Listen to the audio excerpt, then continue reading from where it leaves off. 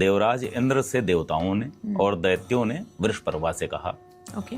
इस आत्मा का स्वरूप क्या है जिससे हमारी देह में चैतन्य होता है। कथा उस समय की है जिस समय तक सागर मंथन नहीं हुआ था, अमृत की खोज नहीं हुई थी, देवता और दैत्य आपस में लड़ते थे, मृत्यु भी होती थी। तो दोनों राजाओं ने तपस्या की। ब्रह्मा जी आए, दोनों ने पूछा कि परमपिता हमें बताएं आत्मा का स्वरूप क्या है। ब्रह्मा जी ने कहा यह देह ही आत्मा है। अच्छा। इस देह के अतिरिक्त आत्मा का कोई अस्तित्व नहीं है। हाँ। तुम्हारी मृत्यु के साथ ही वह आत्मा शांत हो जाती है, चैतन्य लुप्त हो जाता है। और जब तुम्हारे कर्मों का अंतिम निर्धारण करना होगा तो वह सभी मृत अपनी देह को पुनः धारण कर कर खड़े होते हैं और फिर उनका निर्णय होता है। अच्छा। Now draw parallel, there are some religious thought जहां आज भी ये धारणा है। देवताओं ने कहा कि देवराज इसमें तो शंका है, जब युद्ध में हमारा हाथ कट जाता है तो हाथ थोड़ी देर तक छटपटाता है, क्या उसमें थोड़ी देर तक आत्मा होती है क्या?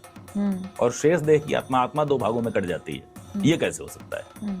पुनः प्रजापति ब्रह्मा आए। प्रजापति ने कहा मैंने तुम्हें ज्ञान से ही दिया था क्योंकि तुम्हारी प्रज्ञा का स्तर उस समय इसी ज्ञान के लायक था। तपस्या करके और योग्यता अर्जित की है, तब मैं तुम्हें सत्य बताता हूँ। तो ये आपकी अलग अलग स्टेजेस है। तो आपने कहा हम महादेव हैं कि नहीं है, आपकी प्रज्ञा का स्तर क्या है, इसका उत्तर इस पर निर्भर करेगा।